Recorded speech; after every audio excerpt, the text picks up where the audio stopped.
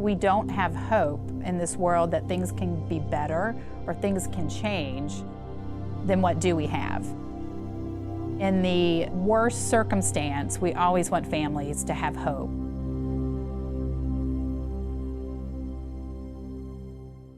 We've been working in Ethiopia for about 10 years now, and we started wanting to take care of some children who were at a Juja orphanage. We wanted to make sure that the children's home had the resources and finances to be able to take care of those children.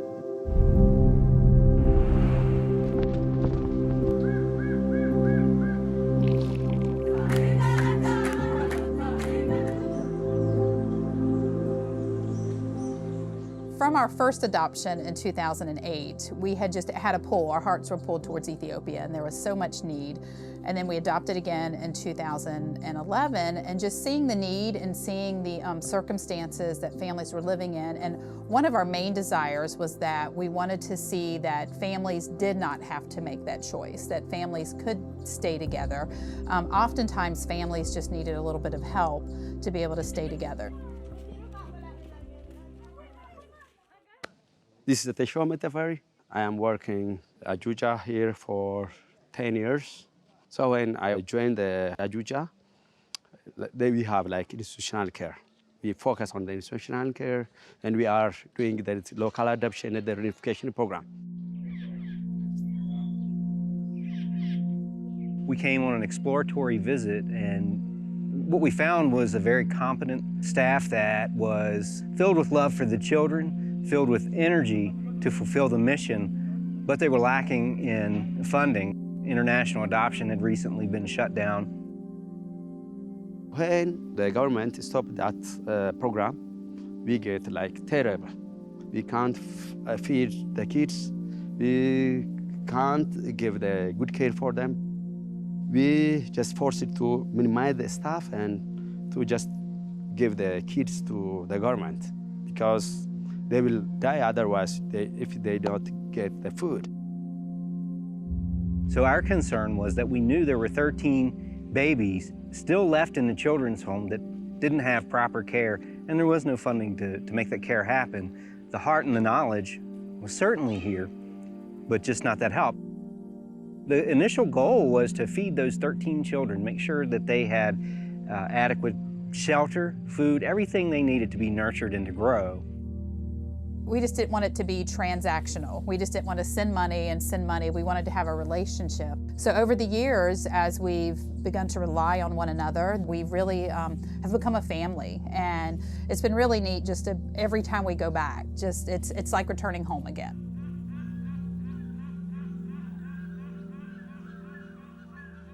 My name is Reverend Iyasu Tagicho.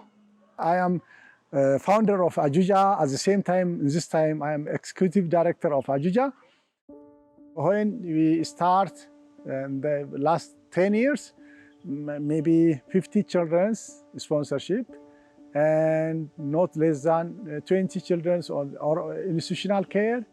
Nowadays, we sponsor 370 children's. Because of this helping, many people become independent.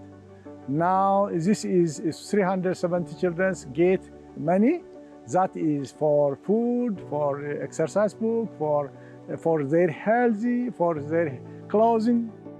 All of them are in the school, and some of them complete the graduation from university. We've had a doctor graduate, we've had an accountant, we've had a geologist, a nurse. And so seeing those kids, several of them full orphans, go from being in high school and struggling to meet their need, and sponsorship helped them to stay in school because it took care of some of the needs that they would have. So seeing them then in those pictures and being able to tell them how proud we are of them, because it's so much hard work. And so we just come behind them and just, in essence, hold their hand and kind of bridge that gap to help them to stay in school. What's our hope for the future?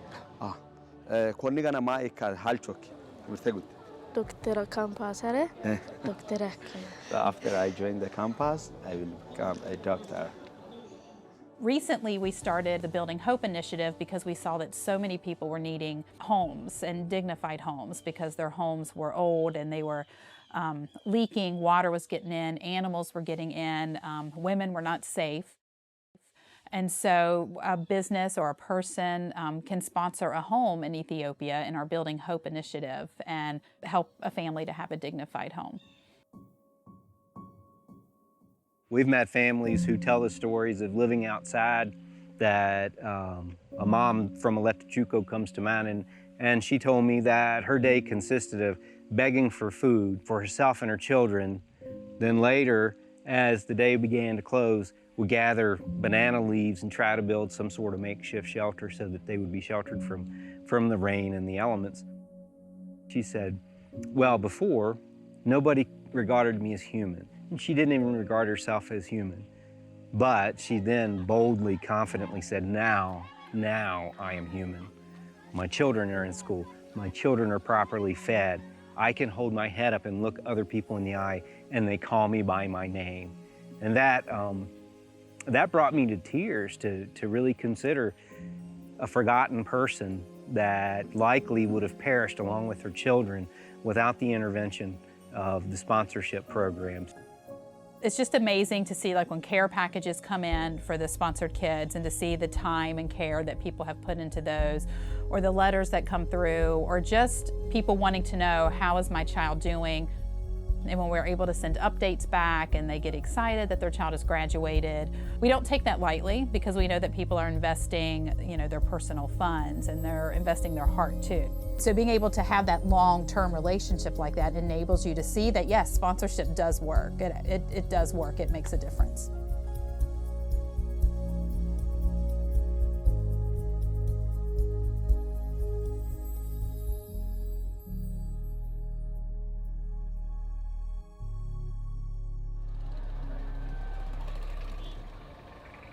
So when we first started, it was the children's home, and then we added community sponsorship. We realized that there were some women who could use business grants, and so we just put out there, would anybody want to sponsor a business grant, a small business grant for a lady? And we received, good response for that. The small business grant works as a cooperative of ladies. They get training, they elect a leader, and that cooperative works together. They all have bank books. They start off with seed money to do the business they probably already know how to do. They just need some funds, that infusion of cash, encouragement, prayer, and training. And we've seen high success through that program. It's really great. So it's not long-term. It's a one-time thing. They get checked up on to make sure they're doing okay, but then the family can succeed. And children through that program are in school. We've had some ladies whose businesses have been so blessed and so successful that they've been able to hire employees and bless even other families. Usually that woman is already working. She just needs help to help her business to flourish. And so that's really neat, because then that woman doesn't need sponsorship because she's taking care of her family. One whole group was running a restaurant together. They all opened up a restaurant together and was doing that, which is really cool. And they had really good food.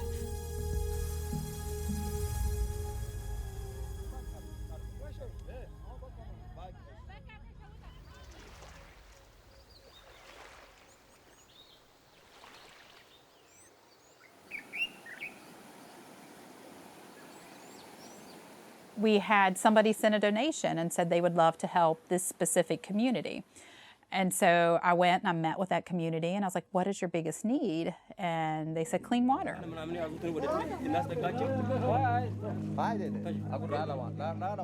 The leader of that community started to describe to me what was going on in his community. And so, of course, this stuff happens and these shortages are there, but to hear this gentleman say, this is what's going on, my kids are getting sick, there's fighting in our community when there's not enough water because it's the dry season, and I'm just like bawling in this hut, just crying, because it just moved me so much. He comes 4 times per day? Yeah.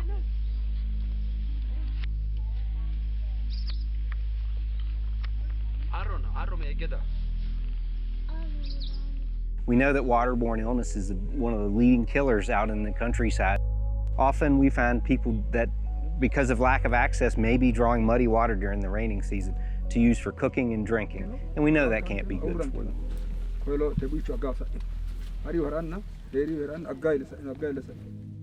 He's like the father of his community, really. And he said, I have the message. This water spring, they use from starting from the very long years, like his great grandfathers, fathers, grandfathers, everyone who live here is come to here. Due to like dry time, rainy time, it's not stop. No one gave the chance for them. And today, he said, in my age, by this age time, you are here like as angel and work this wonderful water. So may God bless you. This is the appointment of the God. So thousands of people that had no access to fresh, clean water now do. Thousands of families, several communities, I think about 20 right now, we've been able to complete. Families are now healthier. They don't have to walk as far for clean water. You change an entire community when you give a clean water site, and children are able to go to school. They're not sick. You know, they're not dying from disease from in their water.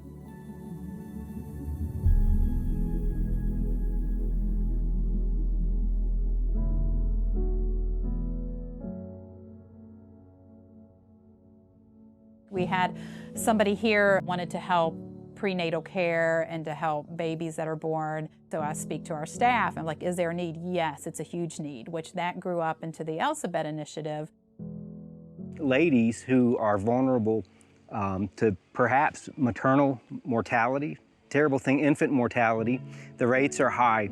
Our staff goes in and trains them in hygiene, proper nutrition, all the things that they need to welcome their baby home safely. Each family is provided with a cow, which will give milk as the child grows, and also nutritious milk for the rest of the family, older children, mom, dad, whoever is in the home. So every time when you're a little nauseous or you're feeling really, really big and huge or a little frustrated, you just think, I have a miracle inside of me.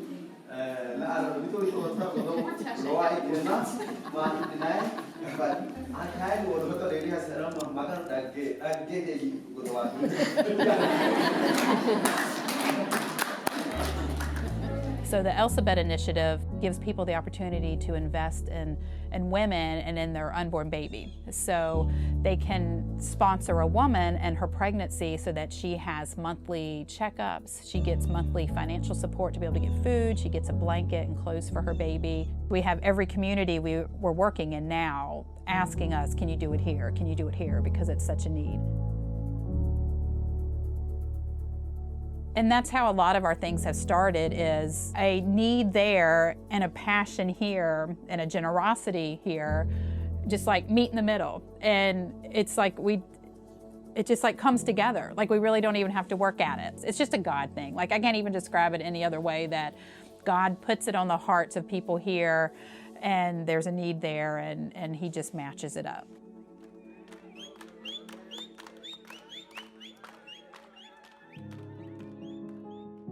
The founder of Ajuja, Hawassa and Escale, are just people who are just very, very selfless and loving and have adopted children themselves and will take somebody into their house if they need to help care for them. And are just very, very loving, and just that father heart and that mother heart. In fact, you know, we call Escale Mama Escale because that's just who she is. And our social worker, Tashoma, same thing, hard working, and just goes above and beyond. And he knows the people, knows the culture, knows the families, and just knows what's going on in their lives. And I think that's one reason why it's so important to have in-country staff and to let them be the decision makers, because they do know the culture and they know the people they are helping and know best. What I might decide to do for a family is going to be completely different than sometimes what they actually need, because I'm thinking from my perspective and what we might do here in America, you know, and well, why don't we do this? Because that won't work here. Oh, okay. So, and that's why it's so important to have that staff that you can trust and to have that open communication with staff, because you can talk back and forth and they can say, no, that won't work here.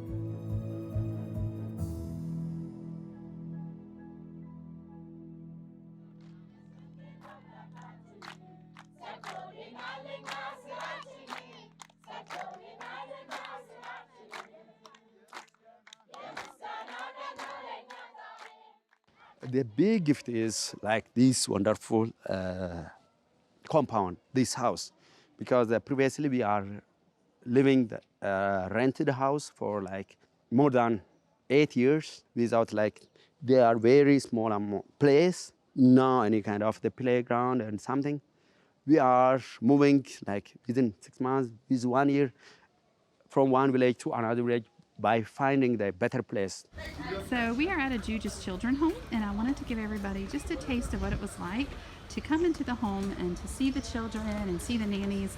This is a place that's very near and dear to my heart. This is a playroom for all the little kids. Yeah. That's Sister Marta. She is the head nurse and takes care of all the kids and makes sure they are healthy and well. Yes. And these are all of our little sweet ones here right now, playing with the toys. We have some here, laying on the floor and sleeping. And another room with babies. Sister Marta checking on all of them. We would often have to tell people, I'm sorry, we cannot take these babies, because there was a max on how many children you could take in for safety's sake. It just hurt our heart so much to have to say, I'm sorry, we can't take this child, we just can't do it, because then where do they go? Like, what happens? So it's always been a goal. Wouldn't it be really neat if they had their own land and they could build their own place, build it the way they want it, not make it work from somebody else's compound.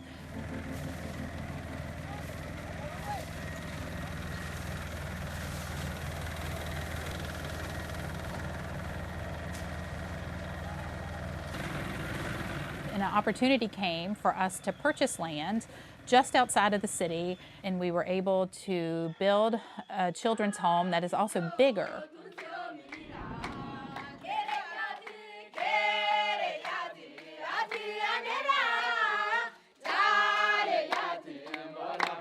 Being able to build our own spot with lots of grass, with a huge garden and lots of different rooms has been just fabulous, and we've been able to take in more children.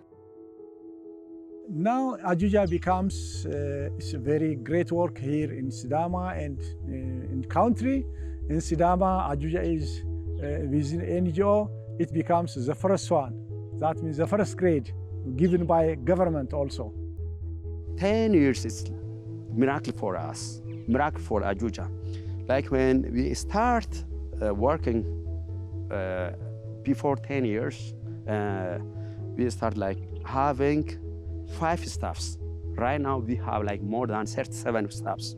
We have a doctor, we have 3 nurses, and we have the nannies, we have guards, we have cleaners. Recently, we've also been able to hire a teacher, because some of the children that are in our care are getting to that 5- and 6-year-old range. And so we've been able to hire a teacher because we want the children to make sure that when they do go to school that they aren't at a disadvantage because they've been at the children's home. The way that they love the children is something really special to see. I don't think we'd ever think it would be optimal that a child would grow up in a children's home. But if they have to, this is the one. The nannies treat these children as if they were their own. They treat one another as if they were sisters. The love is electric when you walk in, you can just feel it. The way that they love us, the way they love one another. The older children that help out the younger children, they help the nannies. It's just an incredible, incredible thing to witness. We really have the best nannies. It's not just a job. They're giving of themselves, they're giving of their heart. And so many of them also grew up in circumstances that were hard, so it's a personal thing. It's not just, I'm doing this during a paycheck. It's a personal thing for them.